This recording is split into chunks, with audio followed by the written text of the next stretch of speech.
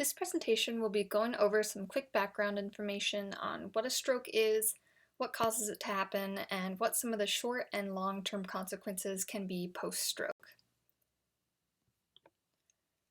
It's estimated that there are currently 3 million stroke survivors living in the United States today. For some reference, that's nearly 100,000 more people than the entire population of Kansas based on last year's census data. So there's a really high chance that you'll be working with stroke survivors in adaptive recreation. Stroke is also known as a cerebrovascular accident, and a stroke occurs when any area of the brain undergoes cell damage or cell death from a lack of blood supply. Most strokes are what is known as ischemic, meaning there was an interruption in blood flow to the brain, such as when a blood clot blocks the flow of blood, and the rest are hemorrhagic, which is when a blood vessel ruptures or breaks and blood can't get to the brain. It isn't super important to know all about the specific mechanisms, but this is just to give you a little bit of background information on why a stroke can happen. Where a stroke occurs in the brain has a huge effect on what sorts of short and long-term consequences will accompany the stroke, and also where in the body you'll see these effects. The brain has a right and a left hemisphere, and each side has different areas that regulate different things. In most people, even regardless of if you're right or left-handed, the left side of the brain is dominant. So the dominant hemisphere has areas that control language, problem-solving abilities, and logical thinking. The right hemisphere is usually non-dominant, and this side has areas for spatial perception, which is about recognizing and understanding objects in your surroundings and their relationship with other objects. It has areas for awareness, and some areas for emotions. A really interesting thing about the brain that can be a little confusing is that many of the neurons to and from each side of the brain cross sides on their way to the rest of the body. So the right hemisphere is connected to things like your sense of touch and movement on the left side of your body. So for example, if you make an OK sign with your right hand, the left side of your brain controlled that movement and is interpreting the feeling of your two fingertips touching. Connecting this all back to an example of stroke, a stroke that affects the area of your brain that's just above your left ear will likely cause things like severe weakness or paralysis and loss of sensation on the right side of your body, as well as communication and language issues. If you had a stroke that affects the area of your brain just above your right ear, this could lead to problems with impulsivity and spatial awareness, and a condition called left inattention, which I'll cover in more detail in a moment. And there would also be impaired sensation and movement on the left side of your body. So from all that information, the main takeaways are that a stroke can affect different areas of the brain, which in turn affects a wide variety of functions throughout the body, including functions more within the brain itself, like language and emotions. So just a few things before we move to common deficits. The general rule is that variation is the norm. When volunteering, you'll likely see individuals with a wide range of stroke locations and outcomes, and they'll all be at different stages in their recovery. The severity of the impairments you might notice can be really different too. One person may never regain motor function of their affected side, and another individual may recover to live a fairly normal life. So the following information on deficits that you may see during volunteering is really to help you increase your knowledge of what might be going on to help you better assist a student. And it's really important to see the students you're working with as people beyond any disability they may have. It's also important to note that this is not a comprehensive list, and each student's experience with any of the deficits listed is going to be unique to them.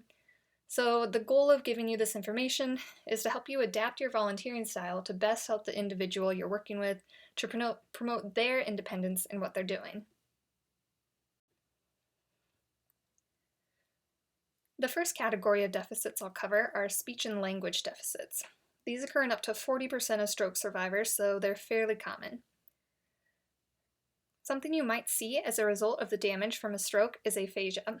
Receptive aphasia occurs when the individual has difficulty understanding speech, and when they speak, the speech they produce doesn't make sense.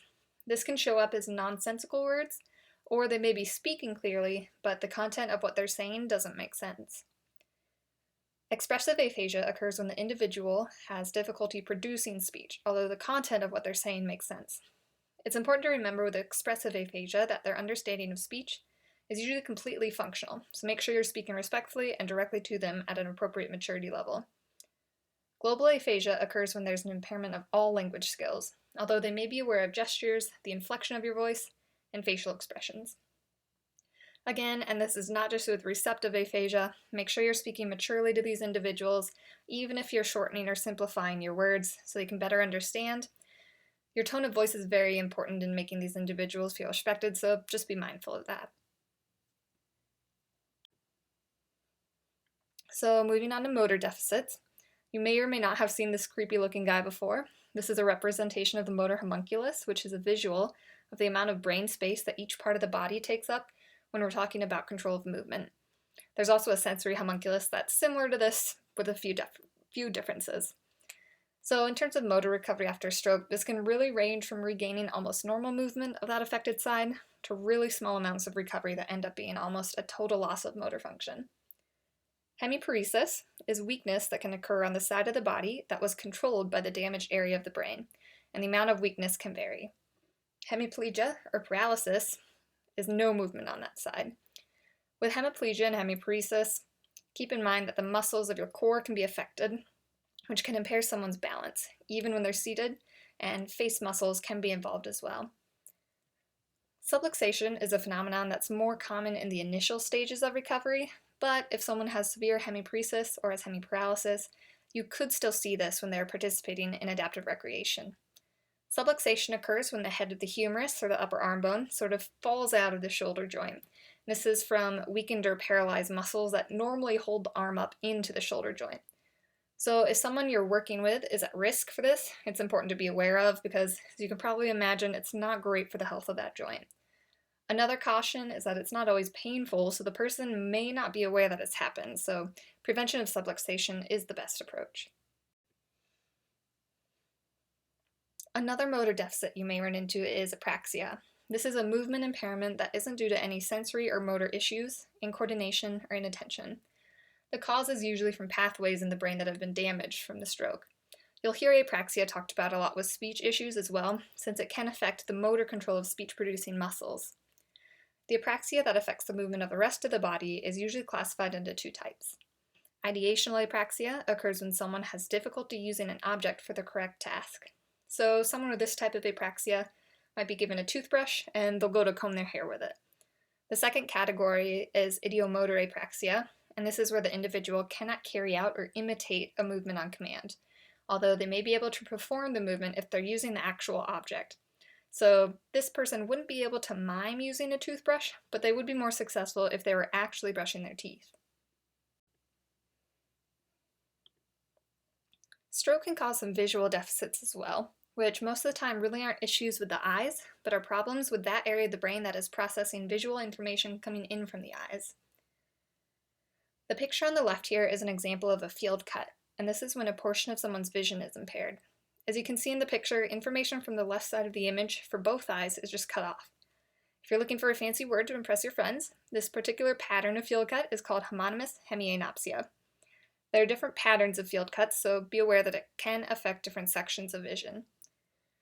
Visual agnosia is when someone can't name an object just by looking at it, so they can describe it but not name it.